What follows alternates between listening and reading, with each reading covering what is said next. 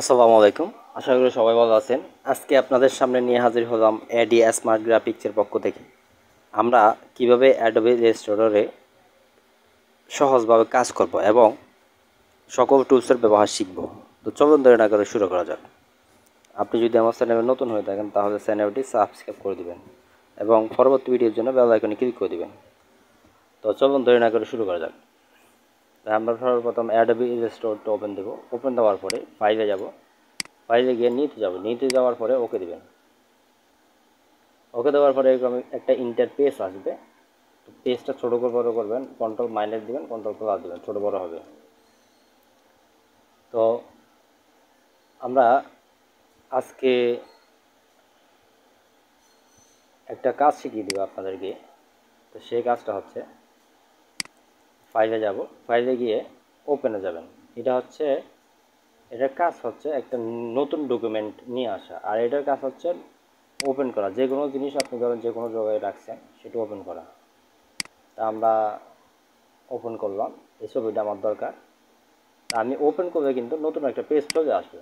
আমাদের নতুন পেজের দরকার নাই, এটা ক্লোজ করে দিলাম। তা আমরা এই পেজেই আমার ছবিটা লাগবে। তো ফাইলে যাব, ফাইলে গিয়ে প্লেসে যাবেন। প্লেসে যাওয়ার পরে ছবিটা কোথায় আসে খুঁজবেন।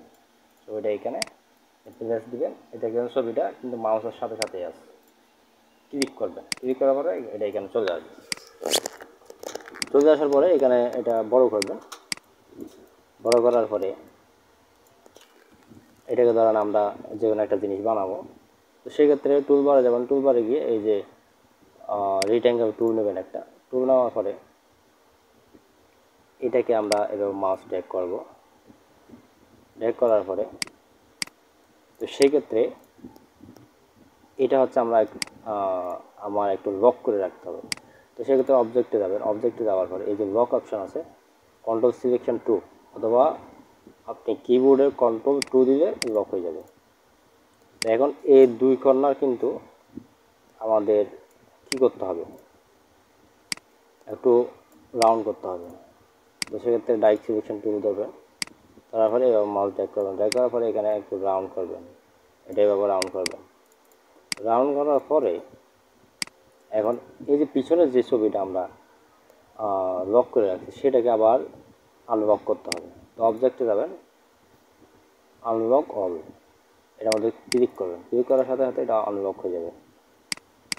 তো এটাকে আমরা এই দুইটা একসাথে ধরবো। দুটো একসাথে ধরার পরে মাউসের রাইট সাইড ক্লিক করবেন। ক্লিক করার পরে মেক ক্লিপিং মাস্ক, এটার মধ্যে ক্লিক করবেন। ক্লিক করার সাথে সাথে দেখবেন যে এই ছবিটা কিন্তু কেটে গেছে। মানে আমি যতটুকু চাইছি এইটা হচ্ছে রাউন্ড হয়ে গেছে এবং এটা একটা মানে অন্য ডিজাইন হয়ে গেছে। তো আমরা এখানে যে একটা আছে, আমরা রাউন্ড দিছি, সেটাকে আমরা একটু স্ট্রোক দিয়ে দেবো। কীভাবে দিবেন, আবার ডাইরেক্ট সিলেকশন টুল যাবেন। টুলে গিয়ে এই যে এখানে একটা ক্লিক করবেন। এই যে ক্লিক করার পরে এটা আমাদের স্ট্রোক দিয়ে দেবেন। এই যে এটা হচ্ছে স্ট্রোক।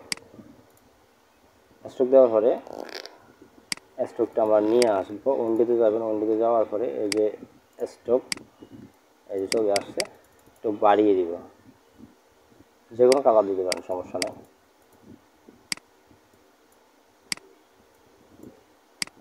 এই দেওয়ার পরে ধরেন আমাদের অনেক সময় অনেক ছবি কাটতে হয় ইলাস্ট্রেটর ফাইলে।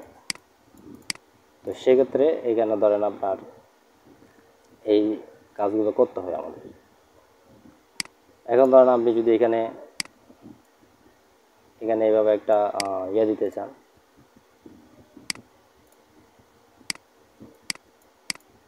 ধরেন আপনি যে কোনো একটা হয়তো বা ডিজাইন তৈরি করতে চান, করতে পারেন, সমস্যা নেই। তো সেক্ষেত্রে এটা আমরা ধরার মতো একটা ছোট্ট একটা ডিজাইন দিয়ে দেবো। এটাকে নিচে অ্যারেঞ্জে গিয়ে সেন্টার ব্যাক আর ছোটো করে দিতে পারে। সব একসাথে ধরে অ্যালাইনমেন্ট ঠিক করে দিবে। কারণ অনেক সময় এই ডিজাইনগুলো অনেক সময় অনেক কিছু করা হয় আমাদের, যেহেতু এখানে আছে আপনার তার একটা ধরনের দিয়ে দিলাম। এটা হচ্ছে প্লে কাট। আমরা এর নিচের এইটাকে কিন্তু রাউন্ড করে দিব ধরনের মতন। ওই যে বিভিন্ন ইয়াতে যখন আমরা নিচে যাই ইয়াতে যাই এরকম একটা ইয়া থাকে ধরানোর মতন। আশা করি এই পর্যন্ত। আমরা আপনি যদি আমার চ্যানেলে নতুন হয়ে থাকেন তাহলে চ্যানেলটি সাবস্ক্রাইব করে দেবেন এবং পরবর্তী ভিডিওর জন্য বেল আইকনে ক্লিক করে দেবেন। যদি না বুঝে থাকেন তাহলে কমেন্টে জানিয়ে দিবেন।